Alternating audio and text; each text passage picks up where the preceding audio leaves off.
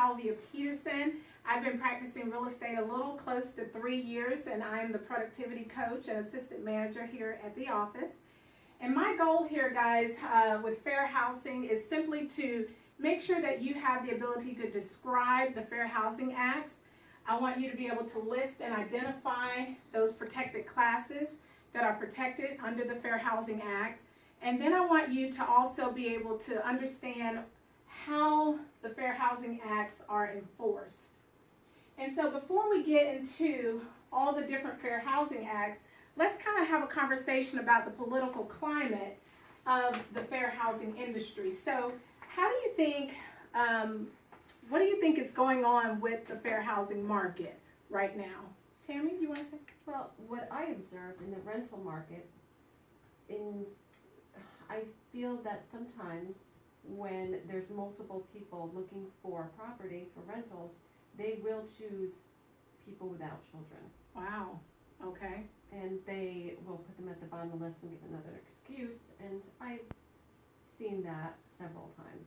Wow, okay. Desiree, you had something? I believe it's improving, especially for people with disabilities. They're making the apartment complexes and the housing units more accessible for people with disabilities. Okay. And you guys are going to find as we go through the presentation here during this section that those are two very important protected classes that we're going to actually get to. And as it relates to fair housing, we are going to talk about the Federal Fair Housing Act. We're going to talk about the North Carolina Fair Housing Act and how that mirrors the Federal Fair Housing Act. And then we're going to also talk about the Federal Civil Rights Act of 1866, as well as the American with Disabilities Act. And that just touched on what Desiree just said, which is she thinks that it's improving, that more public accommodations are being put in place for people with disabilities. So to give you guys a little history about the Federal Fair Housing Act, which is also known as Title 8 of the 1968 Civil Rights Act, if we kind of go back to April 4th, 1968, it was actually the day that the Senate was supposed to vote. And of course, one of our civil rights leaders, Martin Luther King Jr., was assassinated at that time in Memphis, Tennessee. And so President Lyndon B. Johnson started putting the pressure on Congress, really starting to put the pressure on Congress about passing into law. And I don't know if you guys know, but President Lyndon B. Johnson, this is a picture of him here. He was the 36th president. He was also the 37th vice president to President John F. Kennedy. And so I have a short clip that I want you guys to watch as he signed this into office, which was actually only 7 days, about a week after the assassination of Martin Luther King Jr.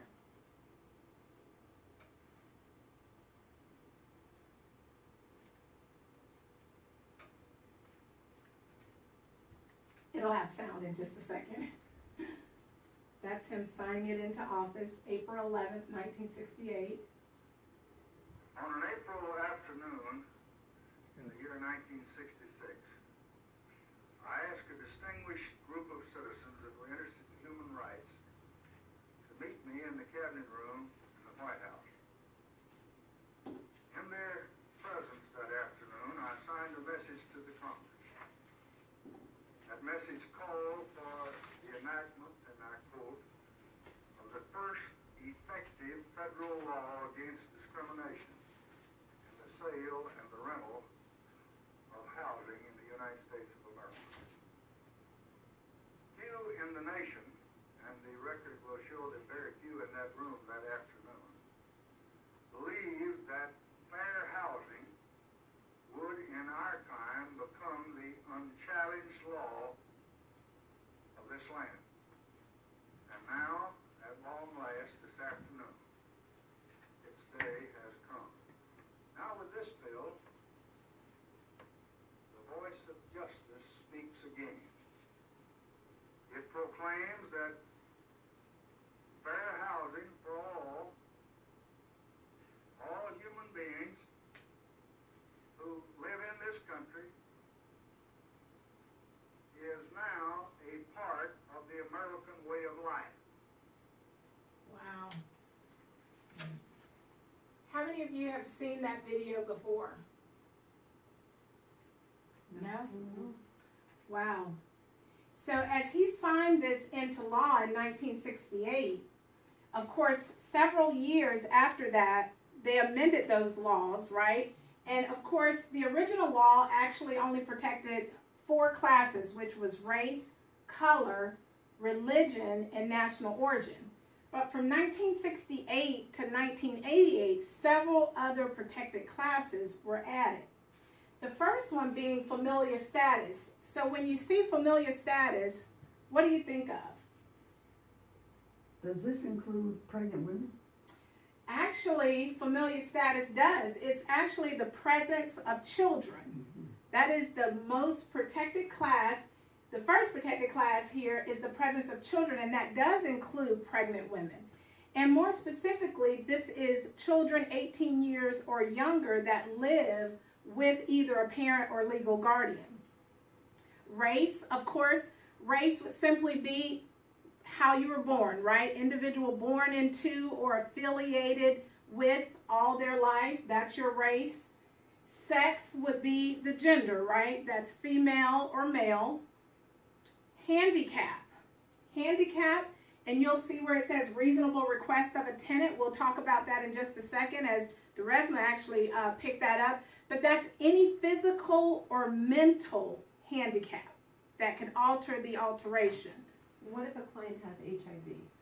Wow. Okay. So if a client has HIV or AIDS, that is considered a handicap.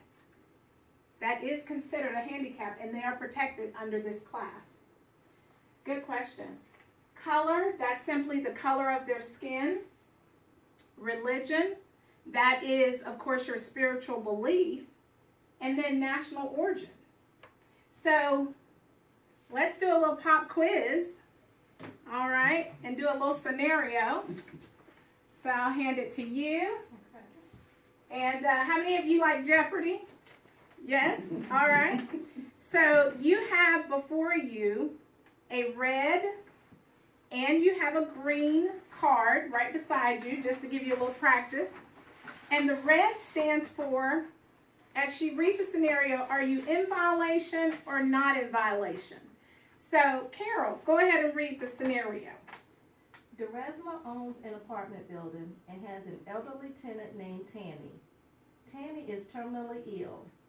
Tammy asks DeResma, can you please not lease or rent to families with children so I can have some peace and quiet during my time of healing? DeResma agrees. Is there a violation? All right, so let's talk. You got about less than 30 seconds. All right, y'all already know. But DeResma loves Tammy, though. She's been there for 20 years. Does that matter? Does her good intent still? You're absolutely right. Well, tell me this. You can't get off that easy. Okay, so it's a violation. Why is it a violation? It's against the familial status. Okay, it's against the familiar status. And so she answered, my next question would be why and what protected class, right, did it violate? So that is an example of how easily a protected class can be discriminated against, because DeResma here loves Tammy, and sorry I aged you, Tammy, to be an elderly, and then you had an illness, a terminal illness. But, you know, Tammy just kind of went to DeResma and was like, you know, I've been here 20 years. I just, you know, and DeResma's so nice, aren't you, DeResma? You just, yeah, she was just like, yeah. And that is a potential violation. So that is how easy it can happen. Some other things that you want to know, especially if you're a licensed agent, is that agents cannot discriminate as it relates to blockbusting. And I'll describe this in just a second.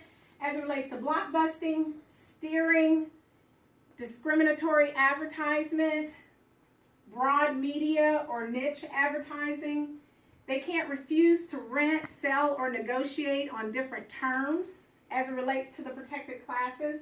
And they can't alter the terms based on the protected classes. You're also going to hear me talk about redlining and how that relates to the mortgage industry. So I have a couple props here.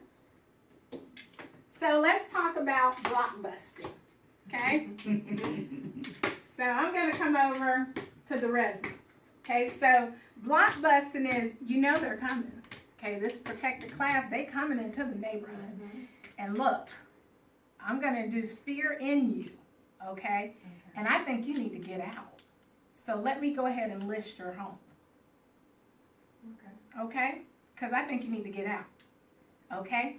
Guys, that's blockbusting. That is blockbusting. You are inducing fear, and you are saying that a community will be negatively impacted because of a certain protected class is coming into your neighborhood. And many of you saw lots of neighborhoods, depending on when you were born, right? See neighborhoods change over the years, right? And this was really popular in the 1950s, 1960s, you know, where this actually happened. And then, of course, steering is illegal. And one thing I want you to think about steering, what does it look like I'm doing? Driving, right? So it's illegal, right? Come on, Tammy, we're going to take you over here. I know you speak Spanish, so I'm just going to drive you over here to this Hispanic community that I think you'll love because I think you will fit, right? I cannot steer you or buyer or renter in any particular area or neighborhood as it relates to the protected classes. Does that make sense? So it's illegal to bust somebody up, right? It's illegal to bust somebody up, and then it's also illegal to drive any particular buyer or renter in a particular neighborhood. I think that's very important that you know that, especially as a licensee, right? So let's take another scenario, pop quiz. I'll read it this time. Let's see. All right, Barbara is up. Let me get my Jeopardy music here. Y'all are pretty quick. Y'all may not even let the 30 seconds go, so I'm going to start it now. Barbara lists a home in a predominantly Asian neighborhood. She places an ad in a publication primarily aimed at Asian readers in their native language only, and does not advertise the property in any other publications. Is there a violation? All right, we got this group rolling over here. What's going on with the left group over here? I don't think it is. Okay, all right. So keep yours up green. All right. So Barbara, who over here, either Barbara or Carol, want to share why do you feel like it's in violation? Because it says under the act, it says that we cannot, broad media versus niche refusing to rent or sell. You can't just put an ad in a paper that is directed at a particular group of people. Wow. Okay. Any particular reason why you say it's a violation? I was thinking the same thing because it was just the Asian advertisement and not any other ones. Absolutely. So do you feel like we are steering a particular area? We're advertising and steering advertisement to a particular area? Do you see that? Okay, Tammy, do you kind of see, tell me, you kind of see that? And so on this next slide, it's exactly what Barbara was just talking about. And that is agents cannot discriminate as it relates to whether it's social media, whether it's the internet, whether it's advertising to, here it is, one protected class population to the exclusion of others. So in that particular example, we advertised to one community in their language. And the key in that one was that the agent did not promote or advertise in any other publication. So would they have been okay if they had publicized and advertised in numerous publications to all people? Yes. Absolutely. Absolutely. And as a licensed agent, it's important that you kind of understand the difference, okay? We've talked about this already, but you can't deceive a protected class on any type of availability of rental. So this was a really good one. So Tammy talked about this earlier, And that is, so Tammy, you said that you're experienced in the rental market where you've experienced where some people have said, oh, this applicant has kids, and they've kind of shifted them down to the bottom. So what happens when that person was very qualified, right? But then because of a certain protected class, they did not get the apartment, okay? Is that a violation, especially if a real estate agent is involved and know about that? Absolutely, absolutely. And then, of course, altering the terms or conditions or privileges. And this means, guys, we can't set different fees for different members, okay, as it relates to a real estate brokers organization or an MLS, right? Okay. And we also talked about redlining and whether or not redlining was going, you know, as it relates to mortgage, as it relates to another mortgage industry. And so with redlining, this was really popular as well, but this is why the Federal Housing Act of 1968, the mortgage industry, they noticed they were looking at neighborhoods, and they would literally draw a red line around a neighborhood. Anybody familiar with this? And they would basically say, okay, this area right here, we're not going to loan any money to this area.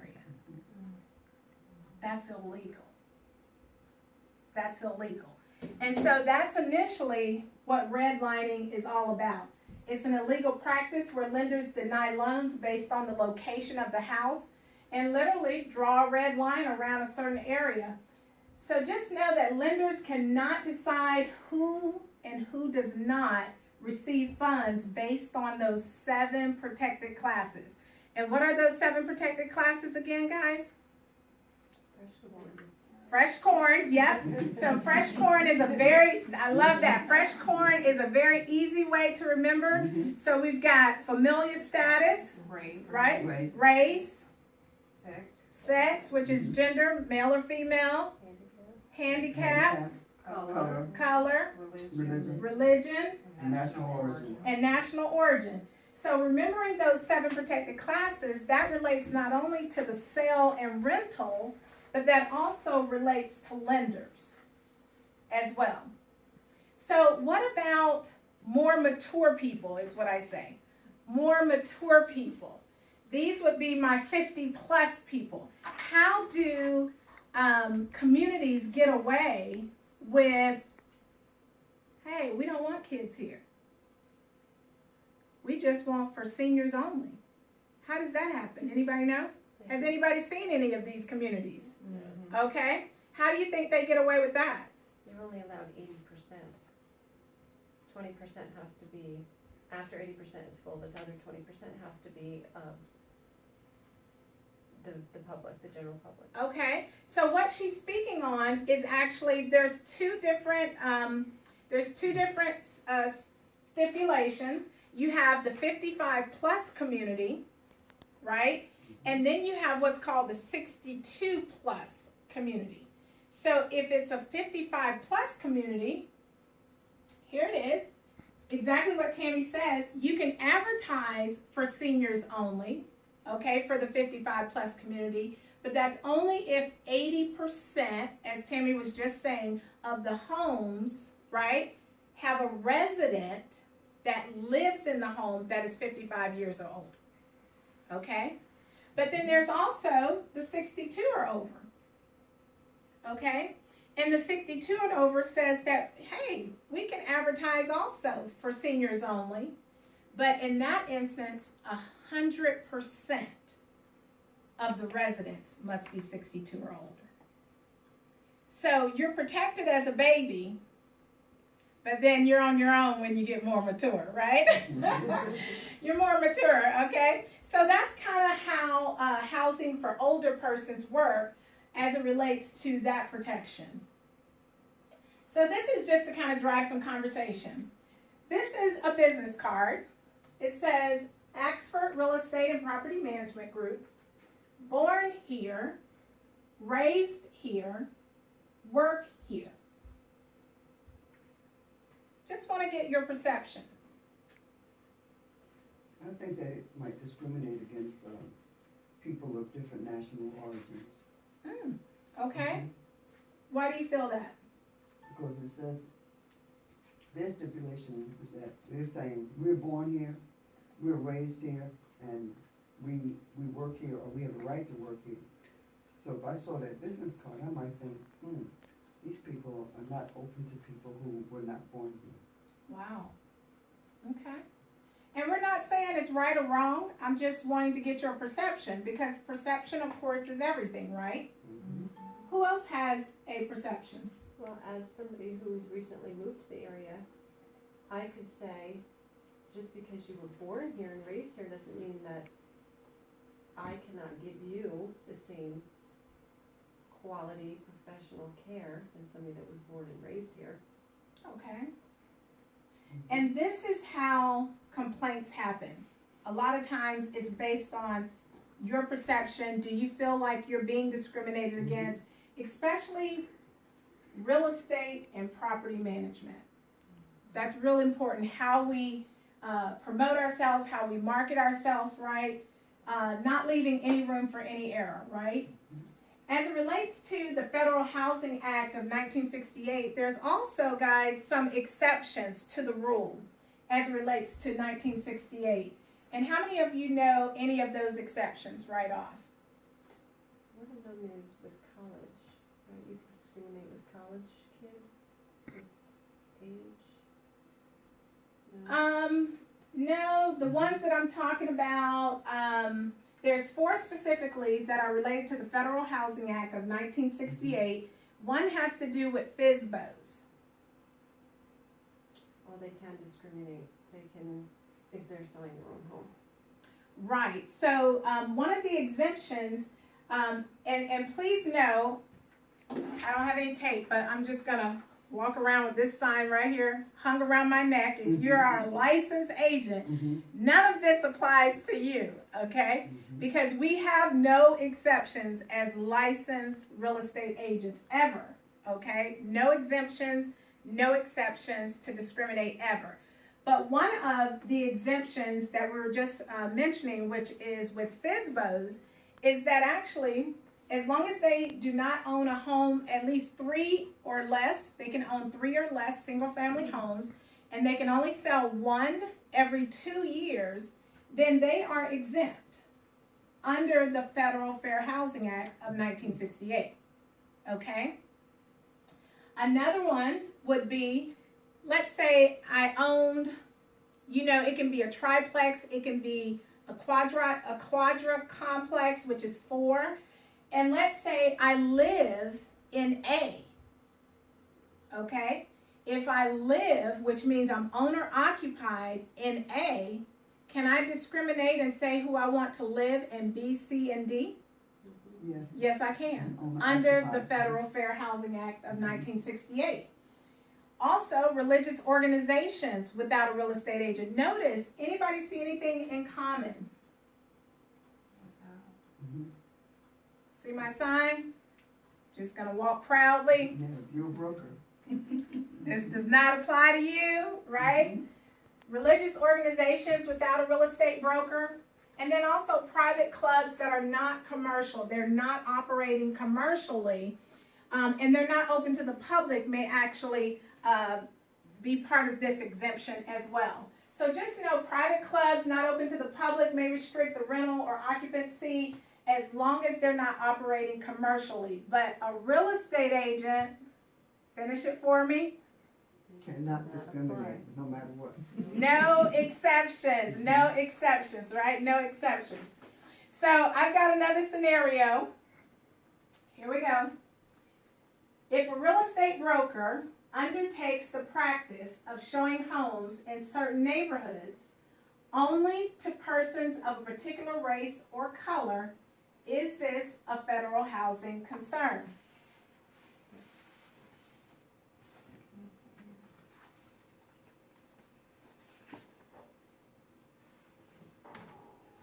Yes? No?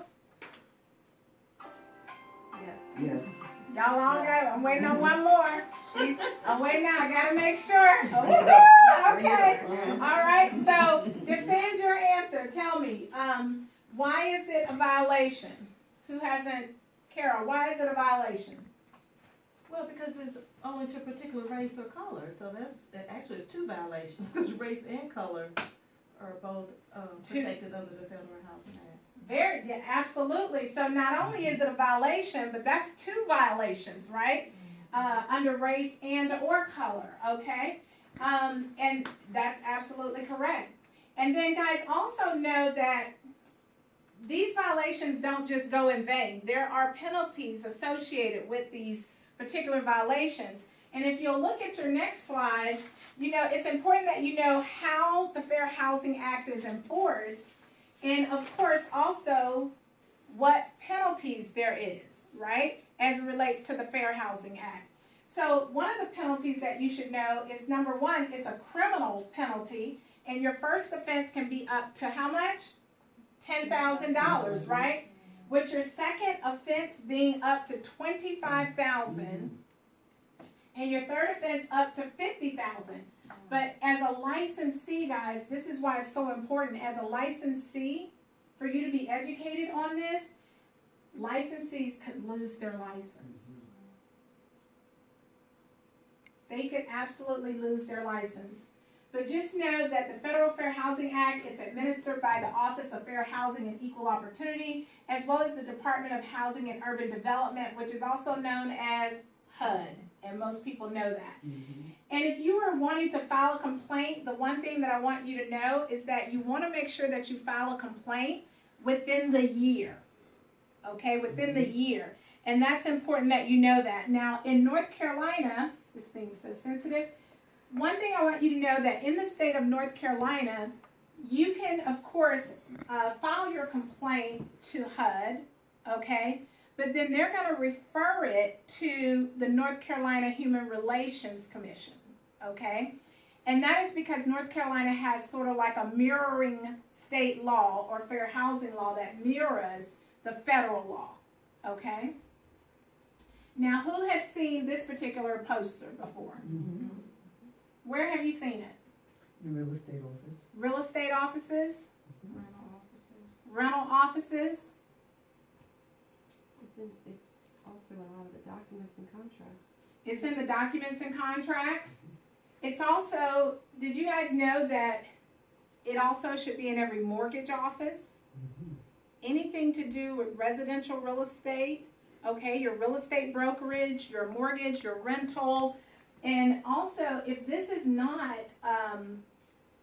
located in those offices, that means that they're in non-compliance. They're in non-compliance, and the HUD can use this as evidence of discrimination. Okay? And what does it say? And you're going to see these 7 protected classes all the time. It is illegal to discriminate against any person because of race, color, religion, sex, handicap, familial status, or national origin. In these particular cases, what does it say, guys? Tell me. In the sale of a rental or housing or residential. So in the sale of rental or housing, what else? Advertising, the sale of rental and housing. In advertising, financing, appraisal, Brokerage service. brokerage services. Y'all remember that word right there? Blockbusting, yes, and blockbusting. So every particular real estate office should have this hung. Of course, mortgage offices should have this in their office. And this is saying to everyone that walks into that particular agency that we are promising to adhere to what's illegal. Does that make sense? We are promising that we will not discriminate against persons of any of these protected classes. So as we go into the American with Disabilities Act, how can this be related to the real estate industry? Rental units, commercial units. Okay, rental units, commercial units. And this is something at the very beginning, I think Deresma actually talked on, right? She said that she thinks it's improving, right? And how did you say, you felt like it was improving, Deresma? I think it's improving in a positive manner.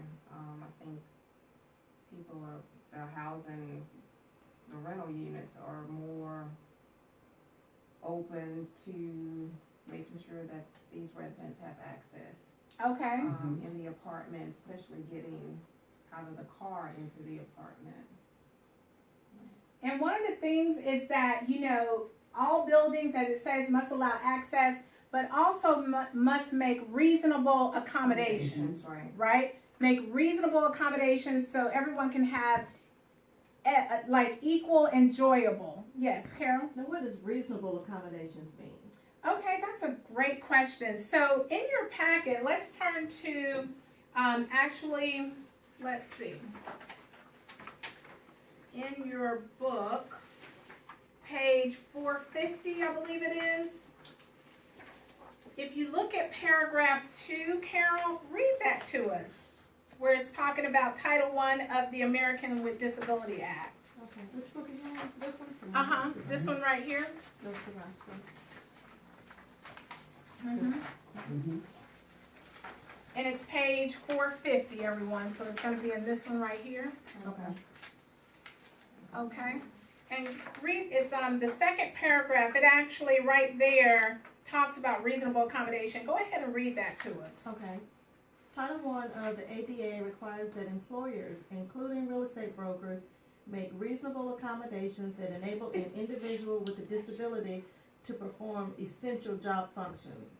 Reasonable accommodations include making the work site accessible, restructuring a job, providing part-time or flexible work schedules, and modifying equipment that is used on the job. Wow, The provisions of the ADA apply to any employer with 15 or more employees. Okay. does that make sense? It does. Okay, and one of the things that, you know, Deresma was just saying, and she's an educator as well, as she was sharing, is that she's seeing these things. So as we talk about things being improved, she's been seeing more reasonable accommodations being made for those with disabilities. And so those would be examples of more reasonable accommodations. Some other reasonable accommodations in a rental unit might be what? Like, in the bathroom, to have those railings so people can, be able to stand up, hold on as they walk around. Absolutely, absolutely. So, also, what about parking spaces? Would that be a reasonable accommodation? Absolutely. Great question. So the American with Disabilities Act is very important to the real estate industry simply because as a real estate office, do we also need to provide reasonable accommodations, Yes. right? For our clients as well as our agents to be able to access the building.